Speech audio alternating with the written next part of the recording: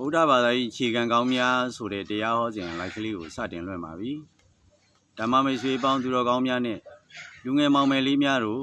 တရားလူလားကြကုန်သောဗုဒ္ဓဘာသာတွင်သူတော်စင်အပေါင်းတို့အာယုန်တစ်ပါးကိုစိတ်မသွားဘဲနဲ့လိလာမသားနာယူကြပါလို့တတိပြီးနှိုးဆော်တိုက်တွန်းလိုက်ပါတယ်။ဒီနေ့မှလည်းကိုယ်ရတရားသိမှတ်ပွားဆိုတဲ့တရားတော်ကိုဆက်လက်ပြီးတော့မှဓမ္မဒါနလုပ်ပြီးတော့မှဖြစ်ပါတယ်။ဂျုံတောင်ဂျုံငယ်ကြုံရခဲ့တဲ့သာသနာတော်ကြီး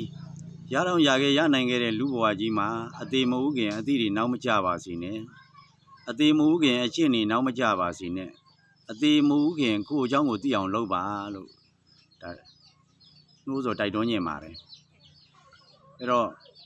့အသေးမဟုတ်ခင်ဒါကျင့်ရမယ်ဆိုတဲ့တရားတွေဟာဘာကိုစပြီးတော့ကျင့်ရမှာလဲဆိုတော့ဒါသီလကိုစပြီးတော့ကျင့်ရမှာဖြစ်ပါတယ်မဂ္ဂင်၈ပါးတရားတော်ကြီးမှာလည်းဒါသီလသမာဓိပညာသိက္ခာ၃ပါးရှိတဲ့အတွက်သီလကိုစပြီးတော့မှကျင့်ရမှာဖြစ်ပါတယ်စပြီးတော့မှလေ့ကျင့်ရမှာဖြစ်ပါတယ်အဲ့တော့သီလပြည့်စုံပြီးသွားပြီဆိုသမာဓိထူထောင်ရတာပို့ပြီးတော့မှအစဉ်ပြေသလို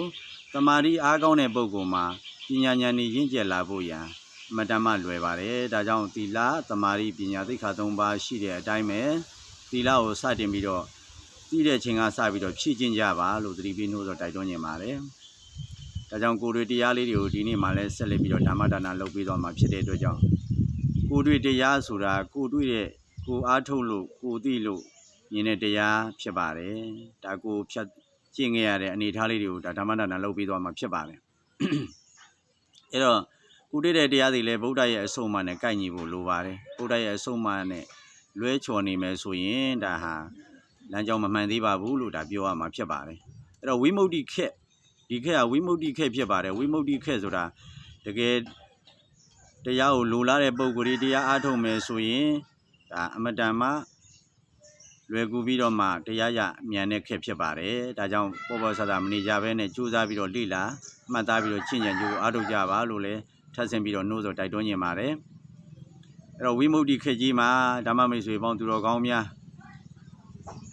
းကာလရဲ့တန်ဖိုးဘဝရဲ့တန်ဖိုးတွေကိုလည်းအနည်းငယ်ပြောချင်ပါတယ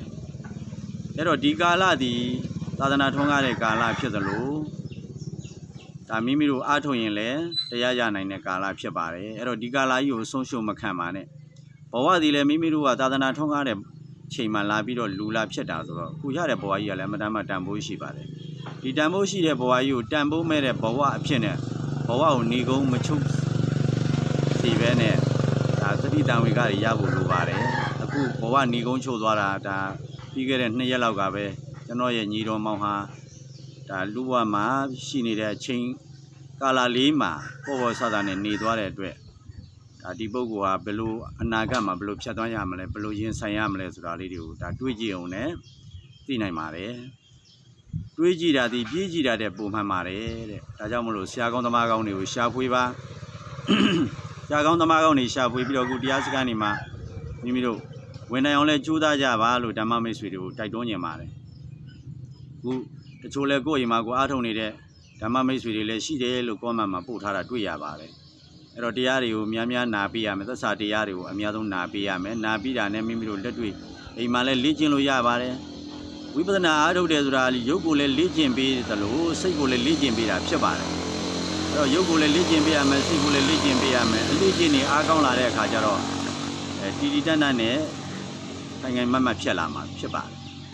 အဲ့တော့ရုပ်ကိုလည်းလေ့ကျင့်ပေးပါစိတ်ကိုလည်းလေ့ကျင့်ပေးပါတရားသိသိမသိသိတရားထိုင်ပေးပါတရားအားထုတ်ပေးပါထိုင်မှများလာရင်အတွေ့အကြုံတွေအများကြီးရလာပါလိမ့်မယ်ပြီးခဲ့တဲ့လိုက်မှာပြောသွားသလိုပဲမုတ်ဆိုးဆိုင်တယ်ပေါ့မိမိတို့အလေ့ကျင့်နေအားကောင်းလာပြီဆိုသိလာမှာပဲခန္ဓာရဲ့သဘောတွေသိလာမယ်ခန္ဓာရဲ့ဖြစ်ဖြစ်တွေကိုမြင်လာမယ်ဒါဟာမိမိတို့အလုပ်လို့မှတွေ့ရမှာအလုပ်လို့မှမြင်ရမှာဖြစ်ပါတယ်အလုပ်မလုပ်ဖဲနဲ့ပြောနေုံနဲ့ကတော့ဒီတရားတွေကတွေ့လာမှာမဟုတ်ပါဘူးဒါကြောင့်ကျွန်တော်အားထုတ်ခဲ့စဉ်တော့ကလည်းဒါဆရာတော်ကြီးရဲ့နီးပေးလမ်းညွှန်မှုတွေနဲ့လိုက်လံပြီးတော့မှကျင့်သုံးပြီးတော့မှအားထုတ်ပြီမယ်ဒါတရားတွေများများနာရပါတယ်ဆရာတော်ကြီးပြီးတဲ့ဥပမာလေးနဲ့တော့မိမိသက်သာရသွားပါတယ်ဒီဒုက္ခဆင်းရဲခြင်းကနေကျော်လွှားနိုင်လာပါတယ်သို့တော့မိမိကဆရာတော်ကြီးနဲ့မစုံစည်းခင်မှာလဲဒါသမထကမ္မထန်နေဝိပဿနာကမ္မထန်နေအမျိုးမျိုးအားထုတ်ရပါတယ်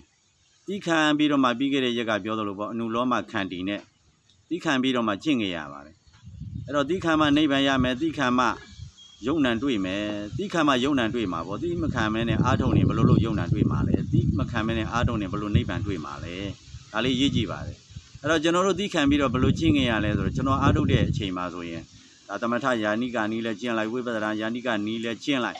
အဲ့လိုကျင့်ပြီးတော့မှဘလို့တိခံရတယ်လဲဆိုတော့ကျွန်တော်တို့တရားအားထုတ်တဲ့အခါမှာချင်းနေဝိုင်းကြိုက်တယ်10កောင်လောက်အနည်းဆုံးဝိုင်းကြိုက်ပါတယ်ဘလောက်ပဲကြိုက်နေဘုရားရှင်ကိုယ်တော်မြတ်ကြီးမိမာတော်မူတဲ့အတိုင်းပဲဒီအနုလောမခန္တီဆိုတဲ့သိခံခြင်းတရားစီဝိပဿနာဉာဏ်နဲ့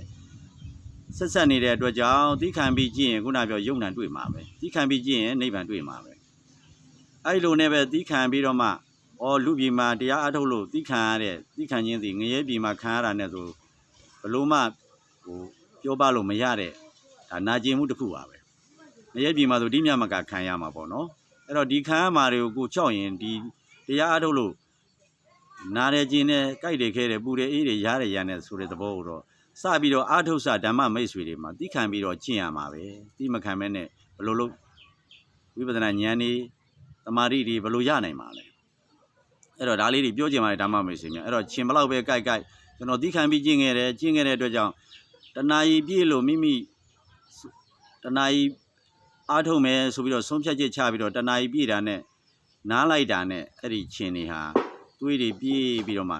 ထလည်းမပြန်နိုင်တော့ဘဲနဲ့အဲ့မှာမိမိရဲ့ဘေးနားမှာအတုံးအယုံနဲ့မထနိုင်မဲ့နေကြတာကိုတွေ့ရပါတယ်အဲ့လောက်ဒီသိခံပြီးကျင့်ပါတယ်နောက်တစ်ခါဆက်ပြီးတော့မှအားထုတ်ပါများလာတော့တမာတိတွေရလာတယ်နောက်အဲ့မှာမှက်ကြိုက်တာကိုလည်းသိခံပြီးကျင့်ခဲ့ပါတယ်ကျွန်တော်တို့ဒီလောက်ဒီသိခံကျင့်တာဘာလို့လဲဆိုတော့တရားရကျင်တာဟိုတရားရကျင်တော့သိခံပြီးကျင့်ရတာပဲအဲ့တော့တရားရကျင်တော့သိခံပြီးကျင့်ရတာပဲအဲ့တော့သိခံပြီးကျင့်တော့အဲ့မှာမကြီးကလည်းကြိုက်နေတာကိုသူကြိုက်တာကိုသိတယ်သိပြီးညာတော့လဲသိခံပြီးကျင့်ရမယ်ဆိုတော့ဆုံးဖြတ်ချက်ချထားတဲ့အတွက်ကြောင့်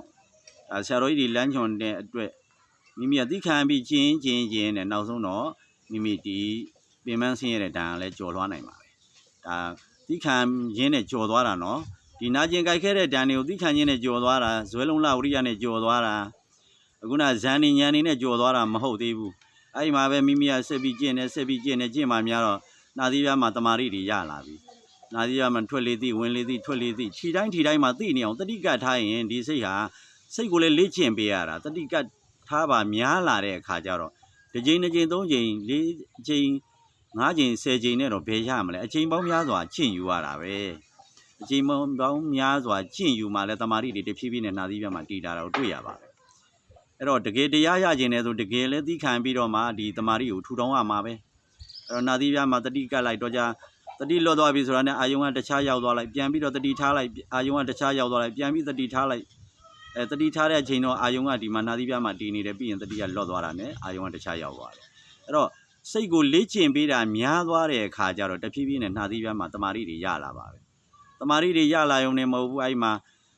နမိတ်တွေပါပေါ်လာတော့တာပဲတမာရီရပြီဆိုနမိတ်ကတော့ပေါ်မှာပဲနမိတ်မပေါ်ရင်လည်းဒီတမာရီကမမှန်ဘူး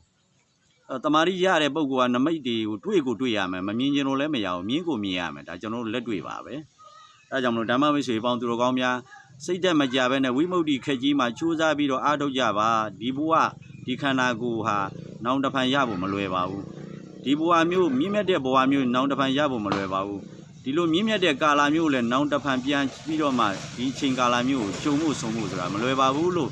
တတိပေးနှိုးတော်တိုက်တွန်းရင်းနဲ့ဒါဓမ္မမိတ်ဆွေပေါင်းသူတော်ကောင်းများကိုဒါ